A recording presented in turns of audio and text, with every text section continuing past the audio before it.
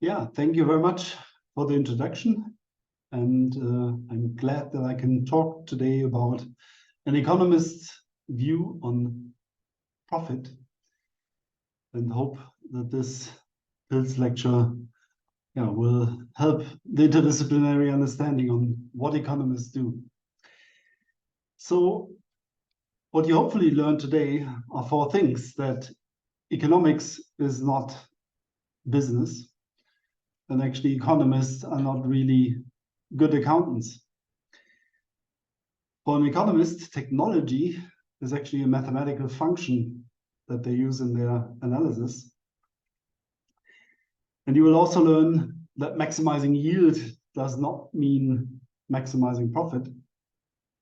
And then at the end, I also want to make clear that economists actually look beyond profit to other objectives of the actors as well.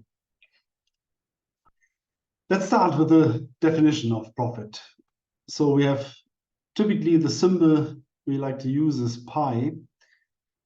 So the profit pi is equal to generally revenue minus cost. And then we have the product price times the product or output quantity, which is the revenue, minus the input price times the input quantity, which is the cost.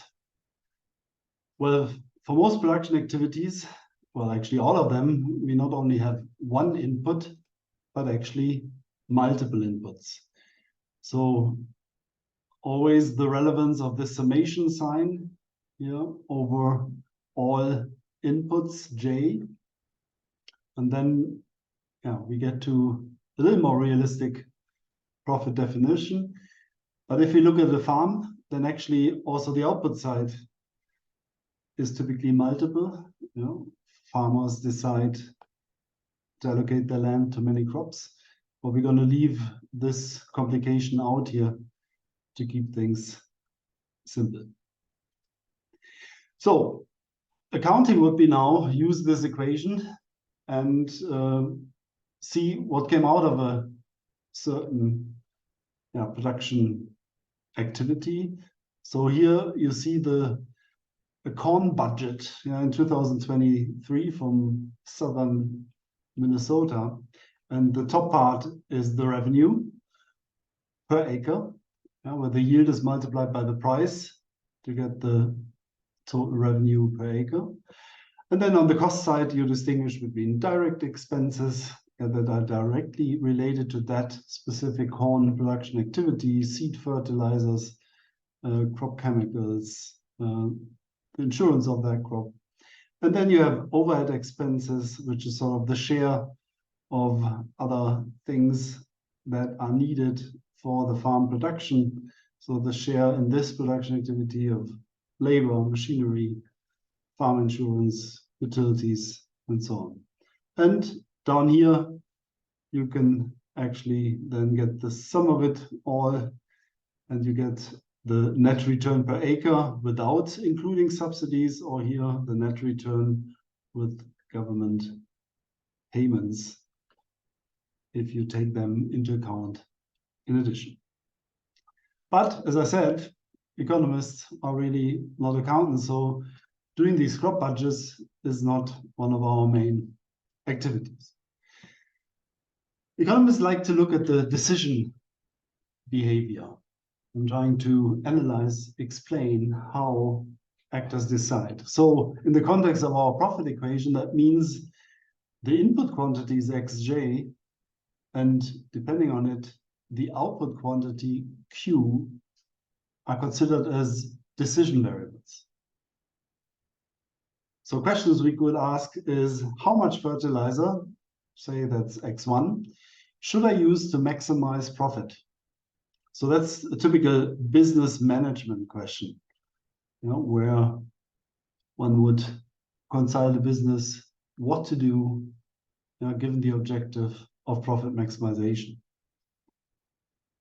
But economists rather ask, are more interested in, how can I explain that farmer Jenny applies 130 kilograms per hectare nitrogen fertilizer? So that's a typical economist question. Observe behavior and then ask what might have been, or what is the explanation for it, what might have been the motive, which could be profit maximization, as we have here, maximization of that expression. But as we later see, it could also be other objectives that are pursued. So the key is to understand that these decision variables are directly related. So it actually depends on what we apply in terms of fertilizer, labor, chemicals, and so on. Also, what sort of quality of land exists, and this transforms into the quantity produced. Obviously, in reality, there's also influences like weather and so on, but we could imagine that this is sort of an expected technology. This is what we call this transformation of inputs into outputs. So the definition really that we have of technologies is how inputs can be transformed into outputs. It doesn't have to be anything mechanical or robot or whatever. It can also be a technology that is very basic. It's just about transforming inputs into outputs. And we describe that by a function, the production function.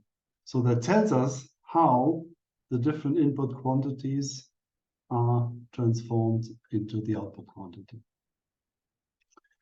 So if we know the production function, suppose we have estimated that, then we can ask what would be a profit maximizing application of inputs. Let's try to be a little bit simpler here. We look at one input, nitrogen fertilizer. So we ask the question, what is the profit maximizing application of nitrogen N in kilogram per hectare for wheat? So we can simplify here this profit equation, where we have substituted the production function for the output quantity. We can simplify it, keeping all other input quantities constant, to this here. So pi is then price times the function depending on the nitrogen application minus the price of nitrogen times the quantity of nitrogen application again. And behind this production function, there are other inputs, but we don't consider them for this decision problem. We keep them constant. So we can do that graphically. So we have here the wheat yield in tons per hectare on the vertical axis, and the nitrogen application in kilogram per hectare on the horizontal axis. And this is our production function, but related only to one input, the nitrogen fertilization. But behind it, that we can observe this level, means there's a certain application of chemicals, there's a certain expected weather behind it, there is a certain amount of labor. But we keep that fixed as we go along that curve.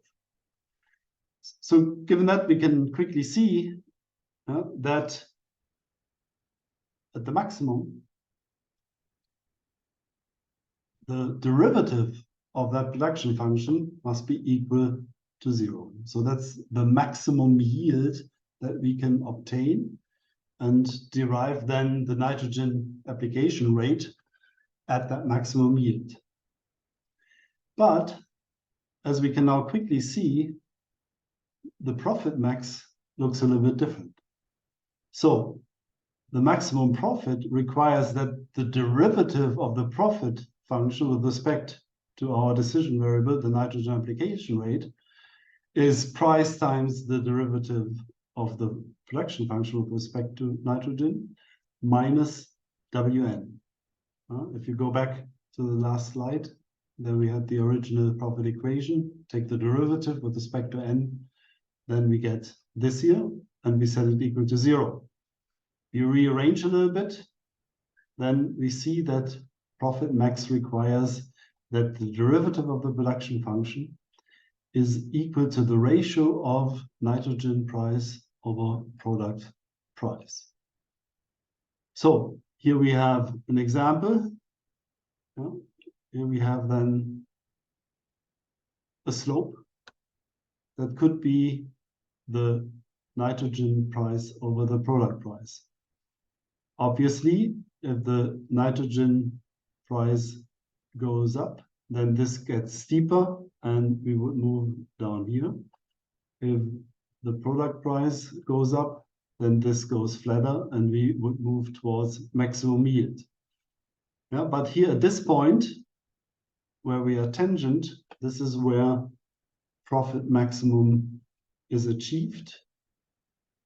And we see that it is lower, the application rate of nitrogen that maximizes profit compared to the application rate of nitrogen that maximizes yield. So what like economists to do with this profit maximization? So we could now test, first of all, whether farmers actually follow the rule of profit maximization. That's the typical thing. Economists have a theory, they can derive hypotheses, they could now check and even statistically test, do they really apply the nitrogen fertilizer rate at the place where the slope of the production function is equal to the ratio of observed product prices. But we can go further and asks, okay, how or analyze how profit maximizing management and yields change with context. Because this, what we saw here, this production function is only one place. So if we go to another place with another biophysical conditions, soil qualities, climate, and so on, then the technology changes. Even if the machines used are the same, in an economist point of view, the technology changes because the transformation of inputs into outputs is going to change. And also the economic environment might be different depending on where we are. The prices differ regionally across countries. So that means we have different outcomes and we want to understand what are the rules governing these different outcomes in fertilizer management, as an example. And then if we understand well, then we can assess what is the least costly policy to reduce the nitrogen application. Let's say this is a policy goal, because of the environmental impacts it has. The nitrogen application by the desired amount at the location where it matters. So if we understand the context and what the rules are, where the problems actually exist and where we need to reduce nitrogen application the most, then we can also assess what policies would work the best in these contexts. And we can go beyond the commercial outputs and also ask, so what are the trade-offs between the commercial outputs and environmental outputs?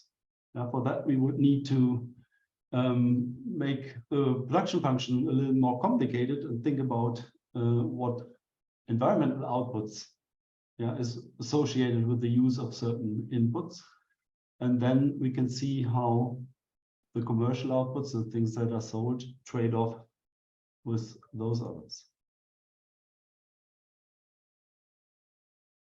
Or we could assess the value of a new weeding robot with our profit idea. And here I refer to a just published PhenoRob publication by Lin-Mei Shang and co-authors, where she tries to do exactly that and uses a Monte Carlo simulation approach.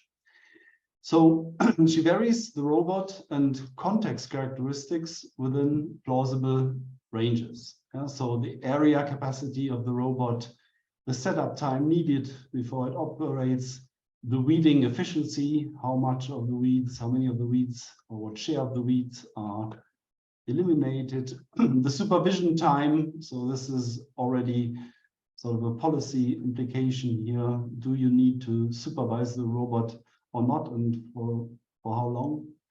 repair and energy costs that depend on the market conditions, and also very important because we typically substitute here for manual labor or have a different set of labor requirements, the wage rates of skilled and unskilled labor. So then, based on these draws from all these parameters that characterize now the environment and the robot characteristics, we use the profit equation here and solve for each draw for the price that makes profit the same as in the current standard weeding practice for the farm. So we ask basically how high can the price be that the profit in the old way of doing things is exactly the same as in the new way of doing things. And when we have calculated that break-even point, then we can say, okay, if the robot is cheaper than that, then it is profitable to invest here and use that robot for weeding. So as a result, what you see here is a histogram for two types of farming systems. The dark one for organic and the lighter one for conventional farms. And they are distinguished mostly by the current weeding practice. So conventional farms can apply spraying and pesticides in a flexible way, but organic farms, because of the regulation, they have to use other weeding technologies, manual weeding among them. So what we see is, when we ask the question, what price for a weeding robot can farmers pay? Conventional farmers, clearly not much. So we have a very low range of break-even prices here regarding that robot. But this is very different for organic farmers because the weeding robot allows mostly to substitute here manual labor. So that is interesting. Why? Because it also has policy implications. We could infer from that that if now conventional farms, and this is what's going to happen over the coming years, are subject to more restrictive policies, then the distribution that we have for the conventional farms will shift to the right, because the alternative to the weeding robot will become less and less attractive. So that means the adoption of a weeding robot would become more attractive for conventional farmers, as well as the policies goes towards restricting here more the pesticide application. But profitability, the way we looked at things right now, leaves certain things out. So it does not consider risks. This is typical of agricultural production, that we have the weather risks, we can have extreme events, floods, droughts, and we don't know at the time of planting whether that's going the one or the other direction. So the technology that we described here so far as this production function, clearly transforming inputs into outputs, is actually uncertain at the time the farmer makes decisions. So that means yields and other outputs are consequently uncertain. So in this case, economists, if that's relevant, they switch to other types of models. So they can think about behavioral assumptions where farmers do not maximize profit, but maximize utility, that consider an optimal trade-off between, at least from the side of the farmers, from the view of the farmers, an optimal trade-off between variability of the outcome of the yield and the average outcome. And there are all kinds of variations that not only look at the general variability, but especially at the things that matter most if it goes bad. So variability that goes to the negative side, below expected yield. So one example where such risk here was considered is Rouet et al. In 2022. That is actually co-authored with our colleagues Ike Lüdling and Corey Whitney, they analyze the use of a sensor, yeah, to decide on disease control strategies in ornamental heather production. Yeah, for the Germans who don't know the English name, I had to look it up myself, Heidekraut. So this is, yeah, on the horticultural side. And so they look at the adoption of that, of the advantage of that sensor relative to the traditional visual inspection or an improved visual inspection. So then they can, yeah, come up with results, distributions of outcomes, and the outcomes are here now net present values. So that's a variation on profit, but it takes into account that we do an investment today, and that the payoff, yeah, the outcome will be in the future.